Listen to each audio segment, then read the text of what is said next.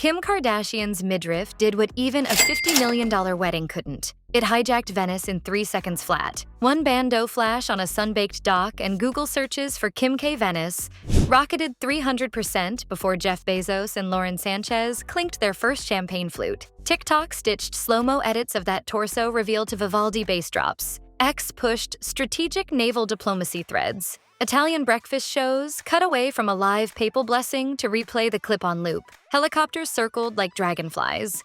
Water taxis jammed the quay, and a palace-sized guest list watched its spotlight shrink to a single strip of satin. By dusk, a retail analytics firm pegged Kim's Dior bandeau at $12 million in earned ad value, roughly the floral bill for the entire ceremony, while Dior's website crashed in 3 languages. Even street vendors selling knockoff gondolier hats slapped "Kim Did It First" stickers on their brims and doubled prices. A rogue gondolier streamed the crush at Rialto, drawing 1.4 million views before police yanked the feed. Somewhere inside the Palazzo Pisani Moretta, planners scrambled to rewrite the social media rundown. That flash was only the fuse, because the real detonation would be measured in megawatts of star power, not inches of skin. Oprah arrived first, gliding up the Grand Canal in a walnut-polished gondola, while a 30-piece brass ensemble riffed on O Sole Mio. Queen Rania followed, Dior shawl snapping in the lagoon breeze like a royal pennant. On the pier, Tom Brady compared watch faces with Sydney Sweeney as the entire Kardashian-Jenner convoy turned smartphones into strobe cannons. 200 names, studio moguls, crypto sharks, reigning monarchs, TikTok royals, jammed Venice's medieval alleys like a pop-up Olympic village. City Hall declared a 500-meter drone no-fly bubble. Still, rogue rigs buzzed overhead until one clipped a church spire, showering prop blade confetti on startled tourists. A catering director whispered that the combined net worth docked at the pier surpassed Italy's 2024 GDP, while Vaporetti Cruise radioed a code gold, their shorthand for gridlock caused by billionaires. Hotel rates quadrupled, Airbnb surged 600%, and resellers hawked opera box seats for the aisle-side glimpse of arrival selfies. Even local gelato carts spiked pistachio prices, branding flavors, Bezos Bacio, and Sanchez Sunset. Yet under the flash bomb frenzy, at least one A-lister plotted a stealthier arrival, because not everyone worships the lens. Leonardo DiCaprio tried to Houdini himself inside. Dodgers cap yanked low, hoodie zipped to the collar, stride clipped like a teen sneaking past curfew. He made it 8 steps. A paparazzo's stray strobe ricocheted off the canal. 40 lenses pivoted. Hashtag Leo loves carbon blitzed 3 continents. Climate memes spawned in minutes. DiCaprio's hoodie photoshopped onto melting glaciers. The Dodgers cap perched on smokestacks. One TikToker freeze-framed his limited edition sneakers, calculating their supply chain footprint in yen. Another cross-referenced flight tracker data, overlaying his Cannes to Venice hop on polar bear migration routes. DiCaprio surrendered, palms up, flashing that half-moon grin of someone who finally accepts stealth mode is fantasy when you're a 6-foot Oscar magnet in a city made of reflections. Backstage, handlers rifled Bezos' yacht wardrobe for velvet masks. Plan B for any VIP trapped in paparazzi crossfire. Meanwhile, out on open water, a different disguise-turned spectacle was inflating by the minute. Beyond Giudecca's turquoise fringe, Bezos' $500 million schooner Koru towered like a cedar citadel, its 3 masts pricking the skyline higher than St. Mark's Campanile. Overnight, the helipad morphed into a dance deck, frosted in Dom Pérignon foam under a Neo-Gatsby hologram marquee. DJ Snake mashed 90s hip-hop with rocket launch countdowns, while drone fountains misted guests in biodegradable bubbles marketed as reef-safe glamour. Crew circulated wagyu sliders stamped with Blue Origin logos in edible ink. An augmented reality arch let influencers stride through a digitized Saturn V blast. At dawn, whispers spread that vows might relocate aboard Koru so Bezos could beam a zero-lag VR feed to astronauts on the ISS, until lagoon activists paddled in circles, chanting, "Tax the tides," and zip-tying protest kayaks to the yacht's exclusion buoys. Security ribs throttled up, a protester unfurled, build bridges, not launch pads, and the nautical ceremony fantasy sank faster than the foam bubbles could pop. Still, cash waves rolled shoreward. Next stop, the city itself, where money would meet resistance head-on. Bezos countered with optics jiu-jitsu. A €3 million pledge to Venice's Lagoon Rescue Fund announced the instant Koru's anchor chains rattled on livestream. Headlines glowed, until air raid-style sirens underscored choir rehearsals drifting from the basilica. 700 locals, gondoliers, art students, climate scholars surged into Piazza San Marco, banging oars towers like bass drums beneath Renaissance facades. Billionaires float, Venice sinks. Banners flapped against camera cranes. Streamed overlays tracked Amazon stock climbing faster than floodwater projections. City officials praised the donation, then quietly asked Bezos' aides to underwrite emergency pumps. Activists labeled the cash a 2-minute stock hiccup. An environmental NGO's viral tweet pegged the wedding's footprint at 5,000 metric tons, equal to 1,200 Venetians for a year. Inside the candle-lit palazzo, crisis comms advisors drafted 3 contingency tweets between canapé counts, debating whether to hashtag or soft pedal. Yet, down a velvet-roped hallway, lawyers were forging a shield no banner could dent. 3 weeks earlier, a document thicker than a Tolstoy novel, dubbed Fort Knox by paralegals, glided across a Seattle mahogany desk. Attorneys spent 16 hours line editing a 110-page prenup wired with geofenced NDAs, 6-figure penalties for photo leaks, and estate split algorithms that freeze until 2040 or Mission Moonshot, whichever comes first. An entire appendix governs space-derived property. Asteroid mining revenue goes to joint philanthropy. But lunar real estate reverts to Bezos if colonization starts before their silver anniversary. Sanchez's counsel secured a sunset clause pegged to inflation, Amazon's market cap, and Blue Origin IPO multiples. A drone courier transported signed copies to a notary who demanded retinal scans plus a Shakespeare sonnet passphrase. Phones sat in Faraday pouches, driveways hummed with signal jammer SUVs,